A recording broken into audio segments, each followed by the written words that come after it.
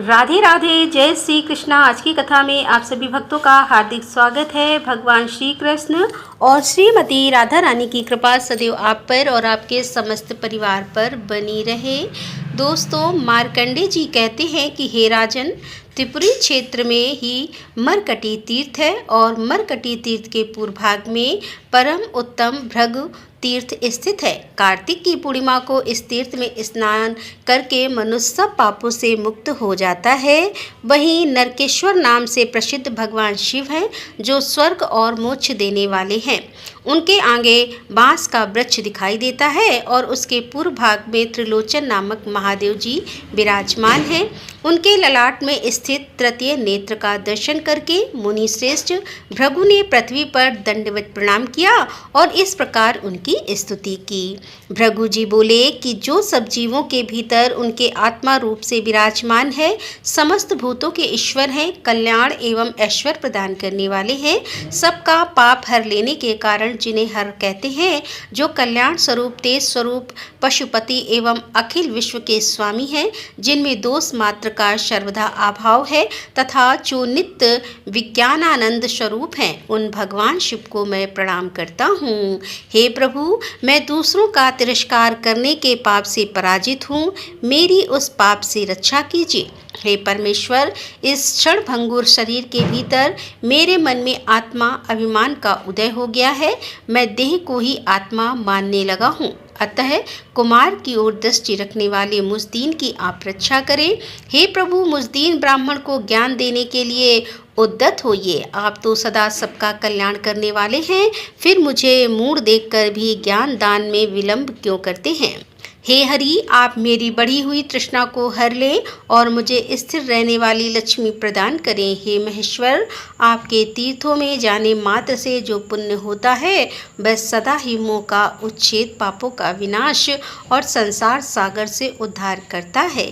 परंतु मुझ भाग्यहीन ने उस पुण्य का संचय भी नहीं किया है। महर्षि भृगु के द्वारा कहे हुए इस करुणा हृदय नामक स्रोत का जो प्रतिदिन प्रातः काल उठकर पाठ करता है, वह परम गति को प्राप्त होता है। इस स्रोत से संतुष्ट होकर भगवान शिव ने भृगु से कहा कि हे विप्रवर, तुम्हारे मन में जिस जिस वर की अभिलाषा है, वह सब मैं तुझे दूंगा, साथ ही तुम्हें देव दुर्लभ उत्तम सिद्धि भी प्रदान करूंगा। भृगु ने कहा कि हे देवेश्वर, यदि आप संतुष्ट हैं और मुझे वर देना चाहते हैं, तो पृथ्वी पर मेरे ही नाम से इस तीर्थ की प्रसिद्धि हो। हे महेश्वर, मेरी दूसरी प्रार्थना है कि आप अपने को उस भृगु क्षेत्र में अवतरित करें, यहाँ सदा ही आपकी स्थिति बनी रहे। भगवान शंकर बोले कि हे विप्रवर, ऐसा ही हो, तुम्हारे ही नाम से इस क्षेत्र की ख्याति होगी। हे युधिष्ठिर, इस भृगु क्षेत्र में 8 रुद्र बताए गए हैं। भृगु, शूली, वेद, चंद्र, मुख, अट्ठाहस, काल तथा कराली, इन सब के कारण भृगु क्षेत्र बहुत ही मनोरम और धन्य धन्य हो गया है। अयन, विश्व संक्रांति ग्रहण, व्यक्तिपात, दिनक्षय और गच्छ छाया आदि योगों से इस तीर्थ के भीतर जो स्नान, होम, तर्पण और देव पूजन आदि सत्कर्म किए जाते हैं, वे सब अच्छे होते हैं। जो भृगु क्षेत्र में स्नान करके वहाँ एक रात्रि निवास करता है, उसे जो पुण्य प्राप्त होता है, वह सैकड़ों यज्ञ द्वारा भी उपलब्ध होने वाला नहीं है। सैमी मनुष्य भृगु तीर्थ की प्रदक्षिणा करके तत्काल विशुद्ध होकर शिवलोक में प्रतिष्ठित होता है। इस तीर्थ के महान से मनुष्य पातकों से मुक्त हो जाता है। प्राचीन काल में मोहन नाम से प्रसिद्ध एक गंधर्व राज था। वह ब्रह्मा जी की सभा में स्थित होकर सदा उनकी आराधना में ही तत्पर रहता था। एक दिन मैं ऋषि दुर्वासा को वहां उपस्थित देखकर उसने उनकी हंसी उड़ाई। यह देखकर मुनि ने श्राप दिया कि अरे, तुझे अपने सुंदर रूप का बड़ा अभिमान है, तू जा चित्र कुष्ठ अर्थात चितकबरी कोढ़ से पीड़ित रहे। अब उस श्राप से भयभीत होकर गंधर्व राज ने मुनि से कहा कि हे विप्रवर, मुझ अज्ञानी पर प्रसन्न होकर आप अपने श्राप का अंत कीजिए। दुर्वासा जी बोले, गंधर्व राज, तू त्रिपुरारी में नर्मदा के तट पर जा, वहाँ समस्त भयों का नाश करने वाले साक्षात भगवान सूर्य निवास करते हैं। नर्मदा के उत्तर तट पर उनका स्थान भास्कर तीर्थ के नाम से प्रसिद्ध है। उसमें स्नान करने से तुम पर लगा हुआ जो शाप है, वह निर्वत हो जाएगा। तब वह गंधर्व राज दुर्वासा मुनि को प्रणाम करके नर्मदा के तट पर गया। वहां विधि पूर्वक स्नान करके उसने भगवान भास्कर की आराधना की। 3 रात तक आराधना होने पर चौथे दिन प्रातःकाल भगवान सूर्य ने कहा कि हे महाभाग, तुम कोई मनोवांछित वर मांगो। गंधर्व ने कहा कि हे देवेश्वर, आपके प्रसाद से मेरा यह चित्र कुष्ठ निर्वत हो जाए। तब भगवान सूर्य बोले कि एवं मस्तु। तदंतर वह शाप से मुक्त होकर अपने लोक को चला गया। हे युधिष्ठिर, भास्कर तीर्थ में पुत्र की कामना से सावित्री देवी की आराधना की जाती है। यहाँ स्नान करके सूर्य देव का पूजन करने से मनुष्य पुत्रवान एवं रोग मुक्त होता है। वहीं दक्षिण भाग में कोटीश्वर महादेव है। उनका विधि पूर्वक पूजन करने से मनुष्य कोटि लिंगों की पूजा का फल पा लेता है। जो स्वाधीन अथवा पराधीन होकर भी वहाँ प्राणों का त्याग करता है, वह सब पापों से मुक्त होकर शिवलोक में प्रतिष्ठित होता है। मार्कंडेय जी कहते हैं कि हे राजन, कोटि तीर्थ के दक्षिण भाग में नर्मदा के तट पर ही सोम तीर्थ है, जो भगवान सोम अर्थात चंद्रमा द्वारा आधारित है। वहाँ स्नान करके मनुष्य स्वर्गलोक में जाते हैं और जिनकी वहाँ मृत्यु होती है वे फिर इस संसार में जन्म ही नहीं लेते। सोमदेव के दक्षिण भाग में शंकरेश्वर महादेव विराजमान है। पूर्व काल में इंद्र ने वहाँ संपूर्ण कामनाओं की सिद्धि के लिए भगवान शिव की आराधना की थी। वहीं ब्रह्मकुंड नाम से एक प्रसिद्ध दूसरा तीर्थ है, जहाँ नर्मदा की धारा उत्तर की ओर बहती है और जहाँ साक्षात भगवान विष्णु निवास करते हैं। हे महाराज, वहाँ स्नान करके मनुष्य विष्णु लोक में जाता है। अमावस्या तथा व्यक्तिपात योग में वहाँ तिल और जल की अंजलि देने तथा श्राद्ध करने से पितरों को अक्षय तृप्ति होती है। हे नृपश्रेष्ठ, जहाँ उत्तर वाहिनी नर्मदा, पश्चिमी वाहिनी गंगा और पूर्व वाहिनी सरस्वती प्राप्त हो, उस क्षेत्र की अवश्य यात्रा करो। ब्रह्मकुंड के उत्तर भाग में सनातन देव लक्ष्मीपति भगवान मधुसूदन अम्बरीश के नाम से विख्यात है।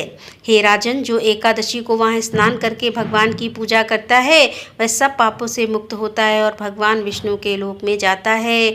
उसी के पश्चिम भाग में हंस तीर्थ है। वहाँ भी स्नान करके जो श्राद्ध और दान करता है, वह हंस तीर्थ के प्रभाव से त्रियक योनि अर्थात पशु पक्षियों की योनि में जन्म नहीं लेता। उसके पश्चिम भाग में महाकाल नाम से प्रसिद्ध शिवलिंग है, जिसकी विधि पूर्वक पूजा करके मनुष्य भगवान शिव के लोक में चला जाता है। वहीं म्रात तीर्थ नाम से प्रसिद्ध जो पुण्य स्थान है, उसमें मातृकेश्वर लिंग प्रतिष्ठित है। वहां स्नान करने से अश्वमेध यज्ञ का फल प्राप्त होता है। सप्तवंशोद्भव भव तीर्थ में स्नान करके पितरों को जल और पिंड देने से मनुष्य समस्त मनोवांछित कामनाओं से संपन्न होकर भगवान शिव के लोक में सम्मानित होता है।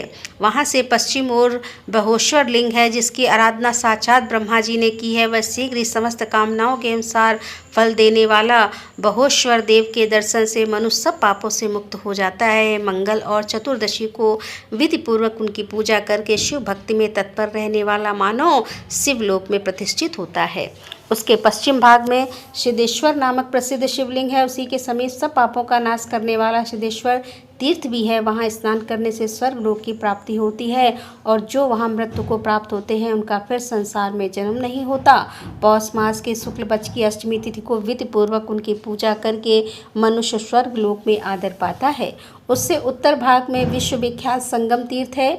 वहाँ गंगा, यमुना और नर्मदा का नित्य संगम जानना चाहिए। हे महाराज, उसमें स्नान करने वाले को अश्वमेध यज्ञ करने का फल प्राप्त होता है। उस तीर्थ में पितरों का श्राद्ध अवश्य करना चाहिए, वह उनकी प्रसन्नता को बढ़ाने वाला होता है। राजा ने पूछा कि हे मुनि श्रेष्ठ, इस तीर्थ में गंगा और यमुना कैसे आई, यह प्रसंग भी विस्तार पूर्वक बतलाइए। मार्कंडेय जी बोले कि हे राजन, त्रिपुरी में मतंग नाम से प्रसिद्ध एक धर्मपरायण राजसी रहा करते थे। वे भगवान शिव के भक्त, महान योगी और वेद वेताओं में श्रेष्ठ थे। एक दिन तपस्वी मतंग मुनि के समीप उसी मार्ग से जाते हुए सप्त ऋषिगण आए और उन्होंने उन ऋषियों को नमस्कार करके अर्घ और पाद आदि के द्वारा उन सब की पूजा की। जब वे सब लोग कुशासन पर विराजमान हो गए, तब मतंग मुनि विनय पूर्वक बोले कि हे महर्षियों, आज मैं धन्य हो गया, क्योंकि आज मेरे यहाँ श्राद्ध के दिन आप जैसे महात्मा ब्राह्मण पधारे हैं। महामुनि मतंग का यह वचन सुनकर वशिष्ठ जी बोले कि हे राजन, ऋषि हम लोग तो गंगा यमुना के संगम में स्नान करके ही भोजन करेंगे। तब मतंग जी ने हंसकर कहा, अच्छा, आज यहीं गंगा यमुना के संगम में आप लोगों का स्नान होगा।